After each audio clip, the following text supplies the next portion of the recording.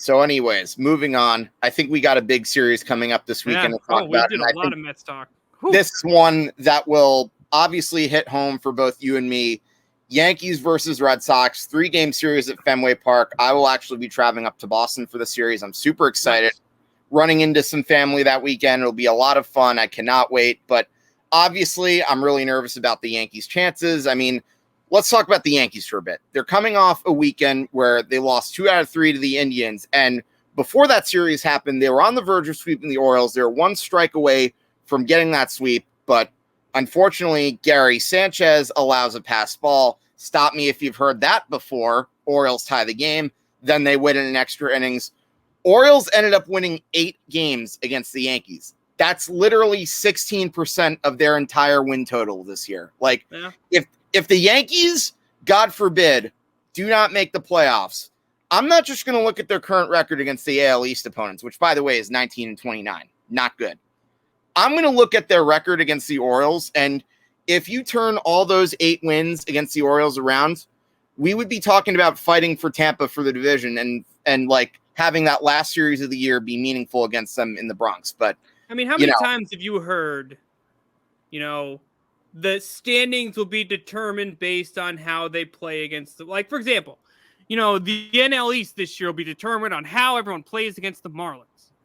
The NL West will be determined by how everyone plays. Well, everyone thought the Rockies would be worse than Diamondbacks. Diamondbacks terrible.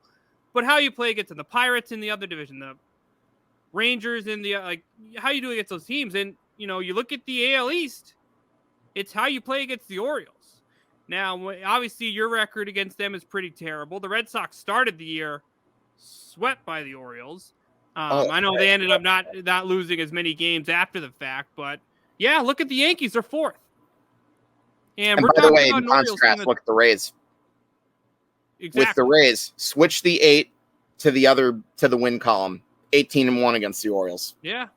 And they're sitting in first place, and they're likely going to be waiting for one of the other teams in their division after they get through that 1-game playoff. And, you got to give a lot of credit to the Rays. They do a really good job beating the teams they need to beat. But, when you look at this schedule right now for the Yankees, the MLB or Major League Baseball gave you guys an unbelievably soft schedule here in September. They did. Angels, Orioles, Jays is tough. Mets, 1 game against the Twins. Orioles, Indians, Rangers. And you guys are getting cold now? I completely agree with that. And let me repeat something that I said on my last episode. I said before the first game against Minnesota, and this was after the Subway Series had ended, I said the Yankees need to win 9 of their next 10 games. They've lost 3 games in that stretch, in the stretch where I said they could only lose 1 game. Mm-hmm. That's not great. And granted, I know the Angels are a team that the Yankees have historically struggled with, but we're talking about a team that doesn't even have Mike Trout in their lineup. And the only guy you can legitimately fear in that lineup is freaking Shohei Ohtani. And then you go out, you have that series against the Orioles, you lose 2 out of 3, the Andrew Heaney bomb in the 3rd game being the really big dagger.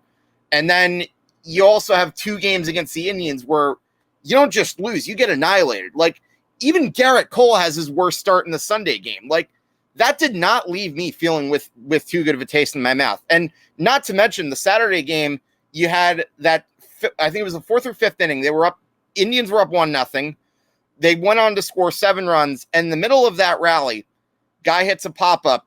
Gary Sanchez is a few feet away from it. Doesn't catch it. You cannot tell me with any serious tone in your face that Gary Sanchez should still be our starting catcher. I'm sorry. Remember, I used to defend this guy a couple of years ago.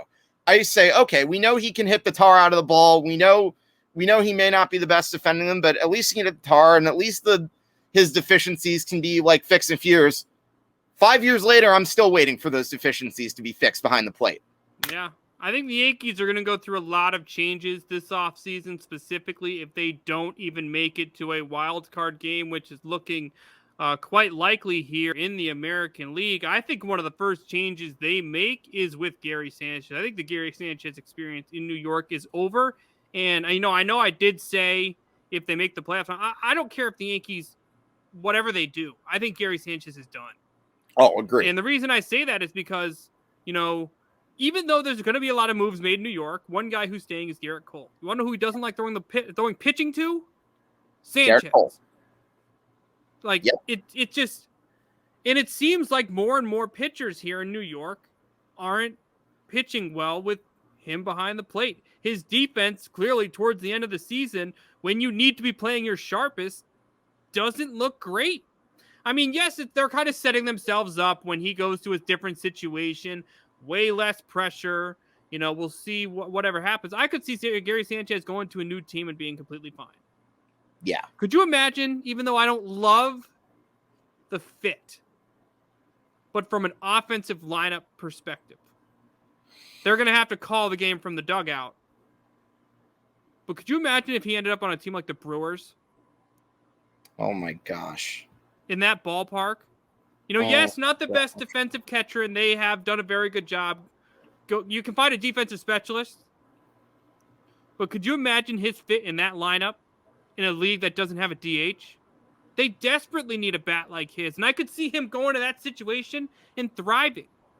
Look at Adames. Look at, what's his name? Rowdy. Tellez.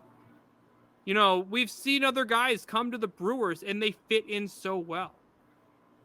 I could totally see him going to a different team being completely fine. But I think one of many moves the Yankees make this offseason, and I do think Judge's name will be mentioned. Some of these starting pitchers' names will be mentioned because they just can't seem to stay healthy consistently on a yearly basis.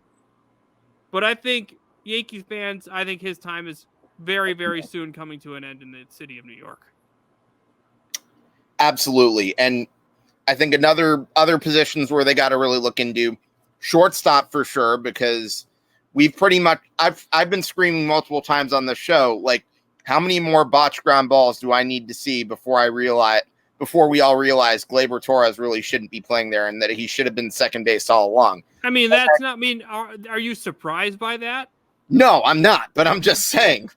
He should have never played shortstop to begin with. I mean, yes, I understand you guys did have to deal with, positional crunches. You have a DJ LeMahieu, yes, who can play the first base and second base. You have Luke Voigt, Anthony Rizzo. That side of the infield is crowded. You could definitely benefit from moving him to a different position, but he's never looked comfortable in that spot. And that's why I'm surprised the Yankees haven't gone after. Like, yes, you have Urshela's played some short, even though I think he's better at third base. Going after like an Iglesias, just like a defensive, replacement just for now. But yeah, I thought going into the season with the shortstop depth that you guys had was a little nuts. But I know it's a little early to be making predictions, but I think you guys are 100,000% signing one of these star shortstops this offseason. In theory, like if I found out Seager was a Yankee tomorrow, I'd be like, duh. I would too, but in theory, there is one problem with that thinking. And I'm not saying you're wrong about signing a shortstop. I do think it would help because, as I said when we were talking about Lindor, I think shortstop is an important position. But let's not forget about a right fielder who wears the number 99 and very well might be considered our captain. He's going to be a free agent after 2023. You're already stuck with Stanton and Cole. And then let's say you pay the bank to like a Corey Seager or a Carlos Correa this offseason. How are you going to pay Judge? That's going to be the ultimate question. I mean, I feel like that question's kind of gone up a lot with New York fans because I feel like every week it's kind of like, yeah, well, let's give Judge millions. And others is like, no, we shouldn't pay Judge. I mean, if you're the Yankees, would you consider like a potential blow up of the roster? I mean, listen, there's a reason that people were even debating that like halfway into the season. Like they were 41-41. I believe that's what the record was at the time of the 4th of July. In fact, I think Aaron Judge should be a Yankee forever. Yeah. I don't know if he's going to get $300 million from the New York Yankees. But, if you were to ask me like 4 years ago who I thought was the core, I would have mentioned guys like Torres. Maybe not 4 years ago, but, Sanchez. Like, those guys aren't really guys I'm considering them paying. Severino. Yeah. Voit. You're stuck with your center fielder. Gallo's not under. I think you guys could absolutely get away with paying both of them.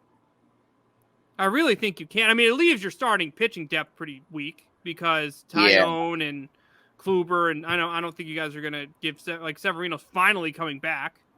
You're eventually going to move on from Aroldis Chapman, Zach Britton. The Yankees can find a way to make things work. But I do think going after something like. But if I'm the Yankees, though, in my priorities this offseason, I think Judge has to stay in New York. Yeah, I know the question's gone up a bunch. I think he has to stay. I think the Yankees might get stuck overpaying him more than they might be willing to want to. I do think there might be an injury or two in there. He's just way too big. But Aaron Judge has to stay in New York. 2, sign one of these shortstops. 3, other than DJ, there's not really many other guys on this team I really would be too disappointed with if they moved on from. Like Andujar, like Voit. Would you be disappointed if you found out tomorrow the Yankees traded Luke Voit? Oh, heck no. I've been advocating for the Yankees to trade him for a while. There's a lot of pieces on this team who I think you're going to see a completely different roster coming up very soon. And they should, because this is a lineup that's built for all or nothing, and I've been screaming all year why it does not work. Yeah. It's crazy, man. You guys, I did think you guys had a legitimate chance because I was kind of questioning Toronto, but after this past, little rise here, they look like they've been pretty solid. But oh no, Toronto! How classic is it for you guys to just? It's looking like the Yankees are very likely going to be the first team to not even get a taste of postseason baseball this year. Oh no, Toronto's scared me all year. Yeah, I don't care. They scared the Red Sox too. I don't care what their pitching situation looked like up until. All I knew is, and I said this on your show, remember, all I knew was as long as they found a way to improve their starting rotation, which they did, all it would take was a hot streak, because look at those bats in that lineup. Yeah. And you knew they were going to be a threat regardless.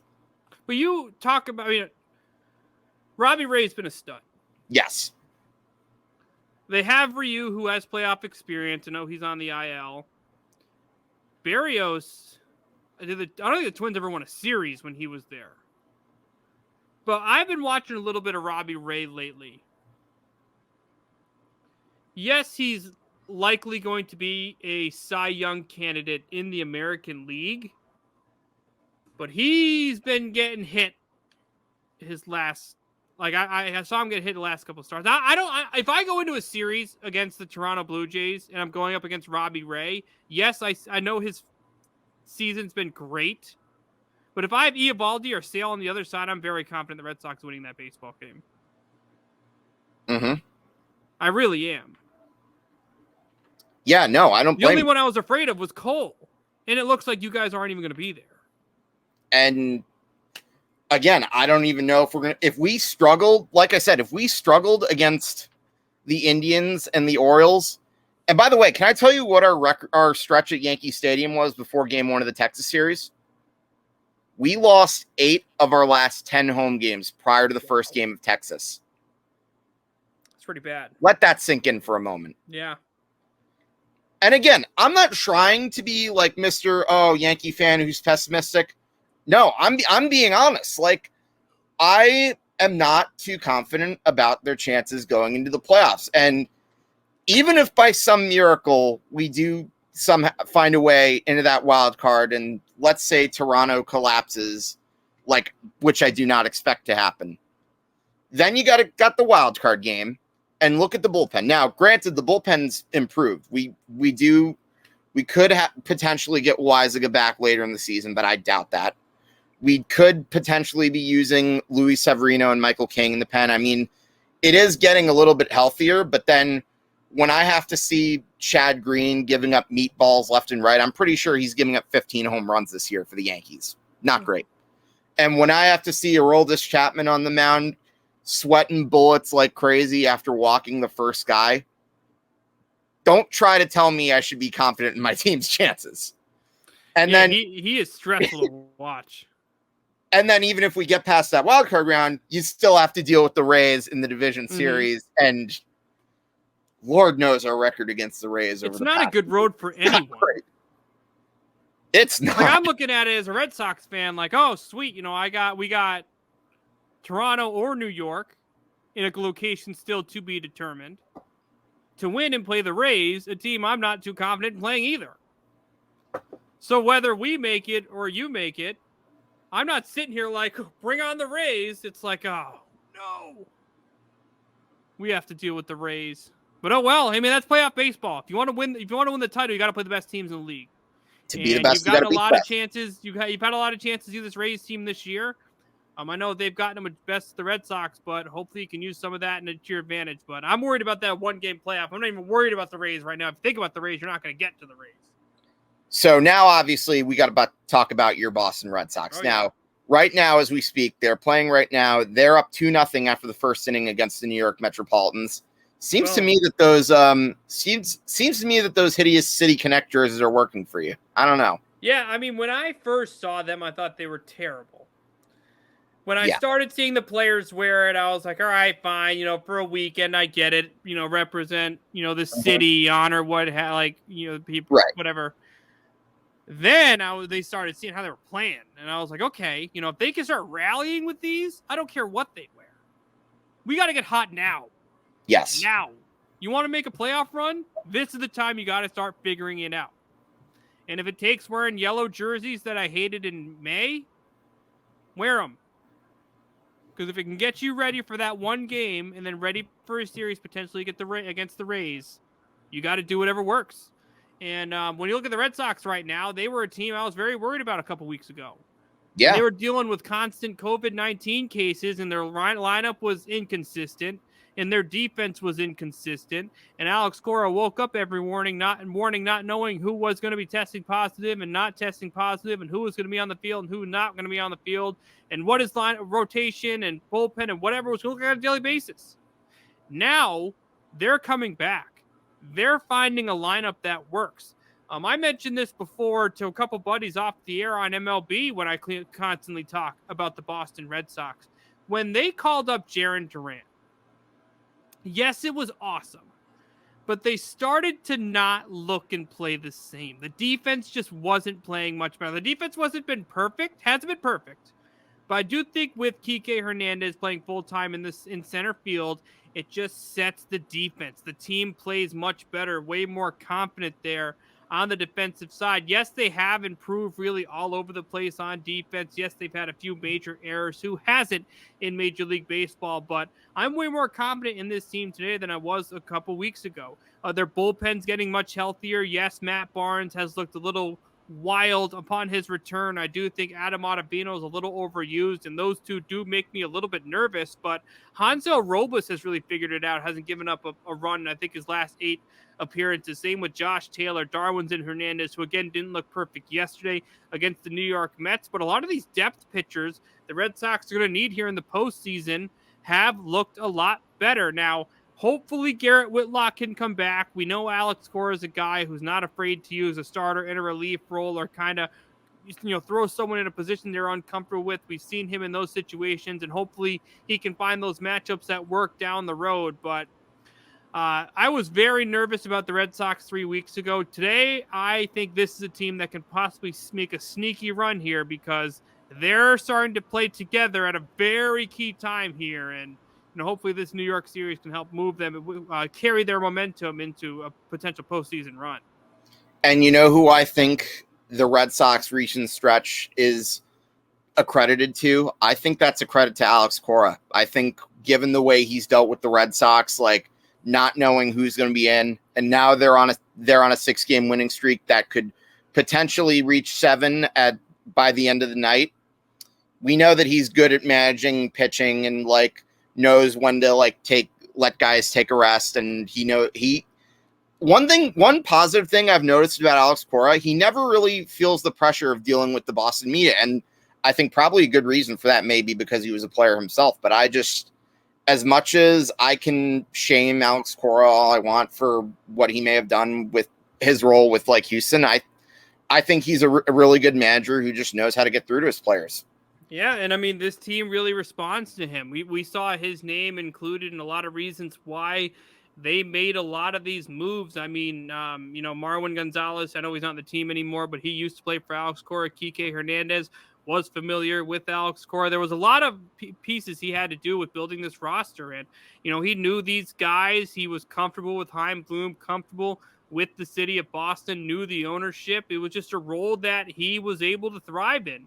And you can't really say that a lot about most positions in the city of Boston. Boston's not an easy place to work in. You're dealing with fans who are over passionate. You're dealing with the media that's like New York, who will take a little clip of an interview and run a million different miles with it. And at times playing in this city is not easy when you're losing, how you handle yourself, how your body language, things like that. Cora came here like, I know how to handle all this. He had that experience, and it's helped him significantly. So not many people can handle the pressure he has had to deal with, dealing with the media criticism he's had to deal with, and then come back and thrive in his first season back with Boston. It's been beyond impressive with what he's been able to do. I wish I could say he'd win Manager of the Year. I just don't think it would happen because I just don't simply think Major League Baseball would give him that award. But he's been spectacular in his first year back, and I'm happy to see that he's managing this team. Yeah, no, I don't blame you. If I were in your shoes, I would probably feel the same way. And some interesting bats that have been worth mentioning in that lineup. Hunter Renfro is a guy that has come up with a lot of clutch hits. Bobby Dalbec's been kind of hit or miss, but I see lately he's been having a recent surge now. Yeah, I mean, he's kind of turned it around since the addition of Kyle Schwarber. He's someone who really hasn't had a set role on this team, but Bobby Dalbec looked at it like, if I struggle, that my position's going to be taken by the man they just added at the deadline. Now, he does have the ability to come up off the bench. He has postseason experience, won a World Series with the Chicago Cubs, has the ability to play in the infield and both the corner positions in the outfield, so his versatility should be nice down the road. But yeah, Dalbec's been great. I mean, his power has been out of control. I mean, he's a guy who's streaky. He strikes out a lot. It's taken him a little bit to get going, really, and I do think the addition of Schwarber has really forced him to pick it up because, at the deadline, it seemed like the Red Sox had pretty much everything they needed offensively. Really, outside of that first base position, I was an advocate to go after someone like Anthony Rizzo. Of course, the Yankees ended up acquiring him before the Red Sox, but I've been nothing but impressed with Dalbec since the trade deadline. He's really needed to step up his game at that first base position. It's exactly what he's done.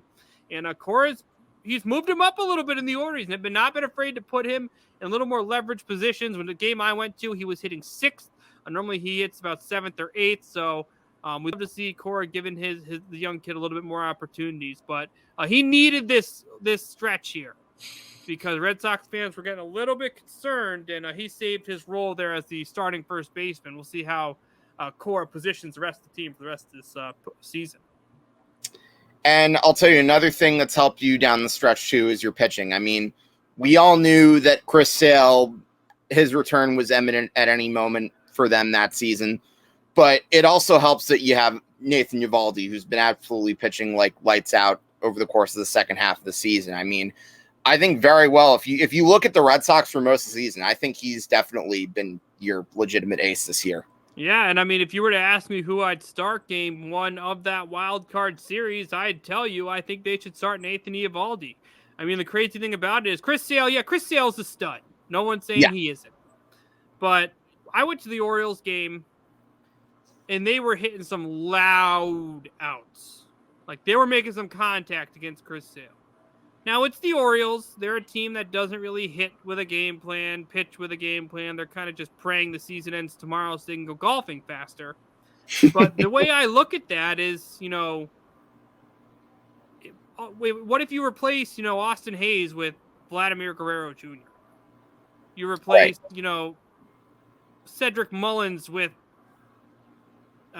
George Springer. Like, go down the order, whatever you want to do. Those loud outs, those hard contact at bats with a team that has a little bit more of a game plan when they come up to bat, those are going to turn into hits. those are going to turn into home runs. And when I was watching that game, I was like, man, if this is what we're going to potentially get from him, now you can't predict every start. Right. I'm not fully sold that I want these guys swinging against him in a game where it's, one game or you're out. Mm-hmm. So I've been nothing but impressed with Nathan Eovaldi. I wasn't a huge fan of the contract when he signed it 3 years ago. I think the Red Sox overpaid, but right now it's looking like they underpaid him because $16 million for the production we've gotten from him this year is a flat-out steal. I think Eovaldi's been a stud. I think he's going to continue being a stud. The way he pitches it looks like he's almost getting better. And if you have to have someone in this rotation carry this team on their back, I don't think it's Chris Sale right now. I think it's Eovaldi. You kind of took what I was about to say right out of my mouth. I mean, when I look back at your run in the 2018 season, which was a dominant run, by the way, I don't think you win that World Series without Nathan Eovaldi. No way. In all honesty. Chris Sale was great. Don't get me wrong. Chris Sale was great, but Nathan Eovaldi had that start in Game 3, another game which I had the unfortunate pleasure of being at Yankee Stadium, the 16-1 game. But then you go further, he has that big start against the Astros in the ALCS, and then you get to the World Series, the bullpen was looking taxed, and now, granted, it was a losing effort, but he pitched like 5 or 6 relief innings in Game 3 when Max Muncy hit the home run, and then when he comes back into the dugout, even though the Red Sox lost that game, they were cheering and giving him like a standing ovation because they knew at the end of the day they were a better team than the LA Dodgers, and unfortunately, I knew that too. But I think they know without that effort, they don't win that World Series. Yeah, I mean that was the reason he got that 4-year contract after they won the World Series because of how dominant he was, and he was used in roles he was comfortable in, roles he was uncomfortable in, and was very successful. And that was one of the main reasons why I mentioned that about Alex Cora is, in certain in-game situations, he's not afraid to, go out of the box for his matchups. And in that World Series situation, he had someone who he wanted to use as a starter, but they needed someone to eat innings, go into extra innings, keep them alive in the game. And instead of going piece by piece by piece with this bullpen and possibly risking losing 3 or 4 arms for the remainder of this series, he used one of his starters, if not one of his best starters. Yeah, I think David Price deserves that award for what he did in that World Series. But he went out of the box, put him in that situation, was successful. Now, that's not going to work every single time. I'm not advocating for Cora to do a bunch of crazy crap during the playoffs. I do think you do need to fit your roles, and I do think this rotation's not as strong as when you had David Price and a healthier Chris Sale. And I mean, you still have Eovaldi now. I do think the depth in this rotation, who's going to be that number 3, is still a major question. But I trust that if Alex Cora is in a situation, he's going to figure out how to do it. Now, do I love these arms? No. Yeah. I don't fully trust Matt Barnes in the 9th inning. I think Adam Ottavino has done a great job in some leverage situations with this team. I wish Heimblum was a little bit more aggressive, adding some more deadline arms here at the trade deadline. But Cora knows how to work with this team, and they're getting hot at a really, really, really good time. So let's go over the pitching matchups this weekend. Friday, you got a great one in Cole and Eovaldi. That's the one I'm probably looking forward to the most because this is the type of game that we signed, that we paid Cole the big money for. I think it's not a stretch if I say that this is the biggest game he's pitching all year, and it's safe to say this is a game the Yankees could ill afford to lose. Yeah. I mean, I don't think the Yankees can lose another game this year, especially when you go, what is it, Red Sox, Blue Jays, Rays? Yeah. Is that how you end the year? You got it right. You have no room for error. No. I mean, let alone when you pay Garrett Cole that much money, you can't lose a start over a 9-year stretch. And, it's funny. I want to mention something about that. So I was at an event on Sunday. I had to work something for my summer job. There was a little town fair. I was working with them. On the way home, I'm listening to the game and I'm hearing John Sterling as Garrett Cole gets removed from the game. He goes, "Oh, how could you fans boo Garrett Cole? He's been carrying this team all year." Him and Susan Waldman were crowing about that. I'm like, shut up. Like, don't get me wrong. I love Sterling and Waldman. For as goofy as they are, like, they're always a fun listen for me as I'm driving. But, like, I'm sorry. I don't blame our fan base for booing Garrett Cole at that time. They know as well as we do. You're paying that guy $300 million over the course of, like, what, 8 or 9 years, and you could ill afford to have him lose a game, especially to a mediocre Cleveland Indians squad. I'm sorry. I just had to get that rant out. I mean, if you're John, I mean, you got to know your surround. Like, I'm not saying that he doesn't know it. No, he's he does. Talking about the same fan base that booed Giancarlo Stanton on his debut. No, so I think it's that. I mean, so if you're pretend me and you are Susan and I'm John. If you're hearing 50,000 people booing, and you're not just gonna sit there and let Yankees radio broadcast just be boos for your $300 million starter. You got to find something to fill the time with. Like, what else are you gonna say? No, I know. Yeah, It's boo, get off the field. Like, what's he gonna do? No, I would have probably said, and they're booing Garrett Cole. But, like, for him to go... he doesn't need to say it. They all can But hear for it. him to go, shame on you, I'm like, I think that was a little overboard. Well, that's just dumb. I mean, he should know... That was where I was going. He's a smart guy. He's been in broadcasting for years. He knows what he's working with, but... And like I said, I love the guy. You got to be so careful when you talk nowadays. Yeah. It's just like... And players know when you say stuff about them. Mm-hmm. It's just... It's New York. I mean, I wouldn't have said that. Again, I'm never going to be the voice of the Yankees, so I'm not going to pretend I'm going to be in that situation. True. But, yeah, John could have handled that a little bit better. Now, game 2, here's the game I actually think the Yankees will win. And this is totally based on the pitching matchups, by the way. So I would not be surprised if I'm completely wrong. Nestor Cortez against Nick Pavetta. If you look at the Yankees pitching over the second half, I think Nestor Cortez actually has been... He has been bad. I think this is Pavetta's second start. Yeah. Since returning from COVID. Yeah. Which means he might not pitch 5-6 innings. No, I would imagine they're But I don't think Cortez will either.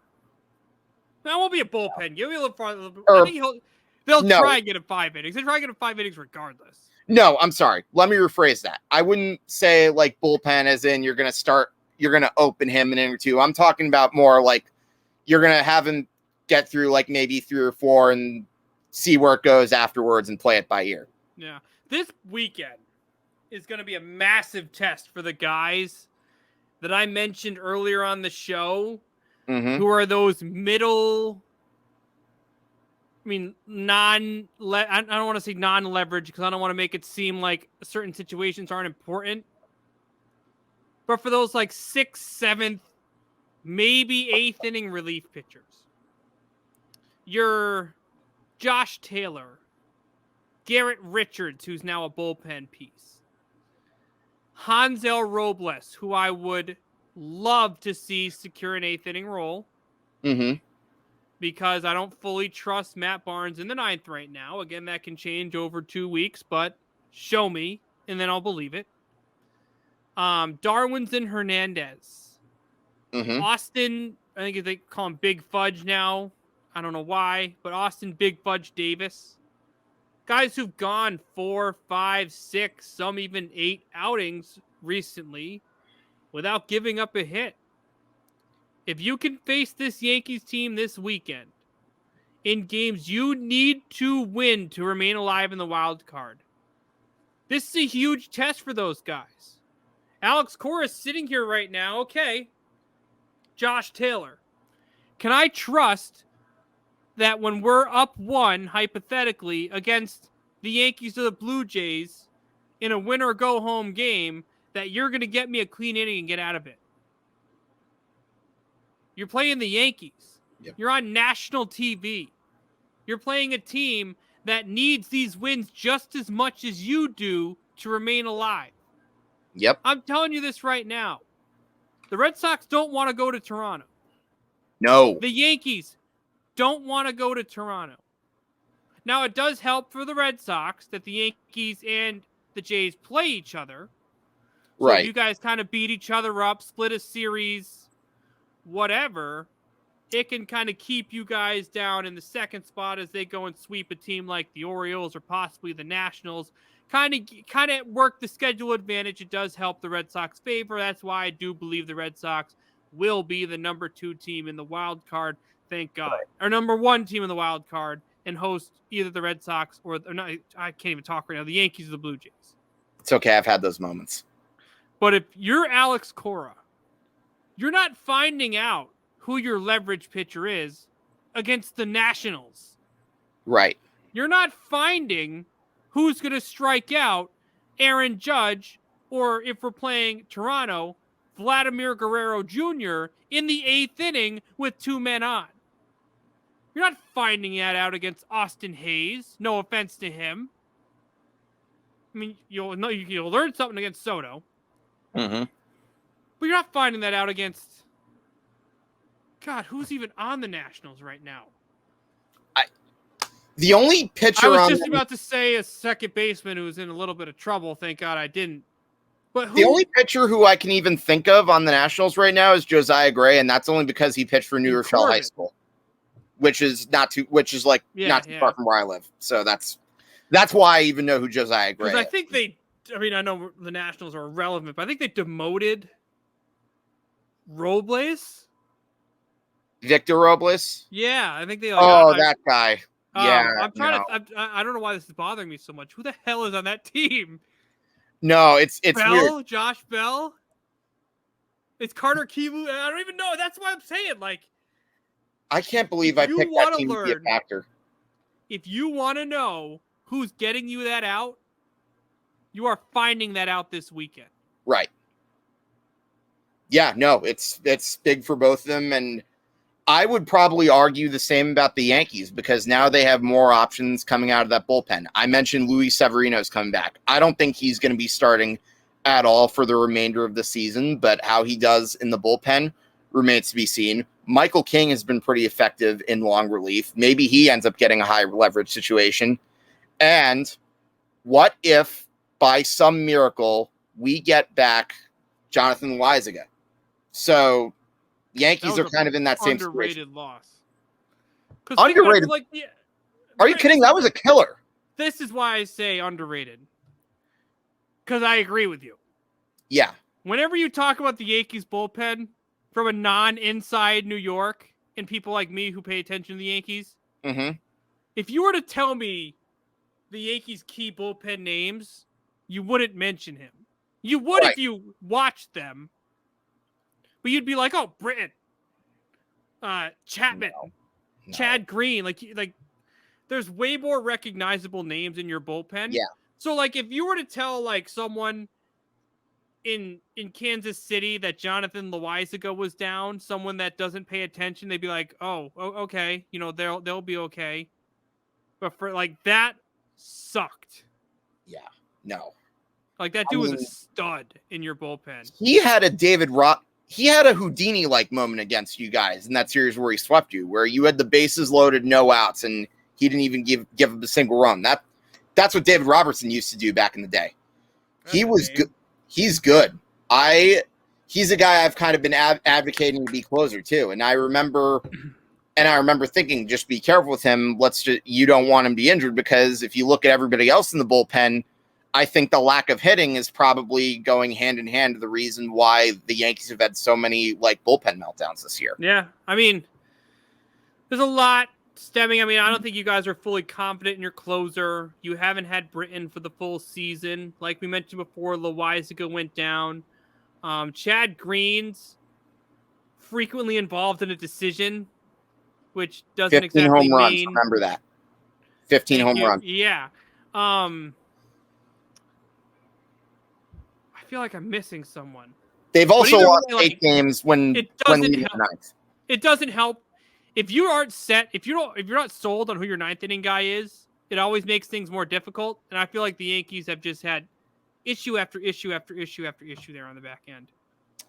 And I hate to say this, but if you're going to go into a playoffs, but not wanting to think trying to think that you can go without having to rely on Chapman being the closer. You got another thing coming for you. So there you go. Yeah. And by the way, the third game, we've got Jordan Montgomery against Eduardo Rodriguez. Is that the Sunday night game? Yes, the horrid ESPN telecasts. I don't. Again, I'm just glad I'm going to be at Fenway, so I won't have to listen to whoever's like broadcasting that game. But why are they doing Reds? I mean, I get why they're doing Red Sox Yankees, but they're not going to get any viewers if Sunday Night Football is on. Well, they're doing it because it's the two biggest market teams I know, but playing right now, and because of the playoff spot. I feel like no one's going to watch that game. Unless you're like us. Yes. Unless you're like us, who are like the absolute hardcore fans, or if you do what I do, which is I'll have one game on my laptop screen, and then I'll have like the football game on the big screen. So there you go. Yeah. But yeah, no, I think that's the game I think that can go either. To sum it all up, Friday is the one I'm least confident in, despite Garrett Cole pitching, and it's not because of Garrett Cole, it's more because of Nathan Eovaldi. I've gone on a spiel before about how I actually thought he was a decent pitcher with the Yankees, and then them letting him go came back to haunt them in a way worse than I even imagined. And then Saturday is the game I feel better about, just because Nestor Cortez has been he might have been the best starter in the second half of the season. I don't even think that's a stretch to say. And then and while Montgomery's been okay, like the other problem with Montgomery is you don't know when he's going to get a whole day where he'll have good run support. So that's really 50-50 as far as I'm concerned. All I have to say about Sunday is Eduardo Rodriguez is pitching for his spot in the playoff rotation. Yes, that's a very good point, because he wasn't. I think our first discussion, you were like very surprised he even won a game, because his ERA was like well over 6. No. Oh, I am not confident in him at all in the playoffs. Right. Because you can't say like, oh, I know this guy's going to get me 6 innings with 8 strikeouts and no earned runs. I mean, you can't predict a start. But I legitimately have absolutely no idea what version of him we're getting on a game-by-game basis. Which could be amazing. We could put you out there in a Game 3 situation on the road. Boom. Actually, it'd be at home if it's a Game 3. But actually, no, he'd be pitching Game 2. Because you have someone pitching the wild card game. So when you look at the Red Sox right now, if Eovaldi starts that Game 1, you start a new series in Tampa Bay, you'd like to think that start's going to Chris Sale. If Nathan Eovaldi, if Eduardo Rodriguez struggles against the Yankees, I don't want him pitching in that Game 3 against the Rays. Game 2 against the Rays in Tampa Bay. You know what Joe Torre used to say a lot? Game 2 is often one of the more critical games of a series. And that's why you would often see him putting Andy Pettitte in that rotation in years past. So, but I think that's a very fair point. Because, I mean, yes, hypothetically, Tanner Houck, even though I think Houck is the perfect long relief pitcher. Right. Especially if you don't have a Garrett Whitlock. Because he does give you some innings if you need him to. But Garrett Richards is already out. He's getting innings in the bullpen. Mm-hmm. I mean, maybe if Pavetta gives us something. But I'm not sitting here like, oh, Pavetta night, boys. Here we go. Because he's going to be going. Because the Rays pitching, it doesn't even matter who they put in there. They're going to have a game plan on how to get through the game. Oh, you know it. But that Game 2 makes me extremely nervous if they're even the team that makes it that far in the playoffs. But he is pitching for his job right now. Not overall in baseball, but his job in that rotation in the playoffs. Yeah. Yeah.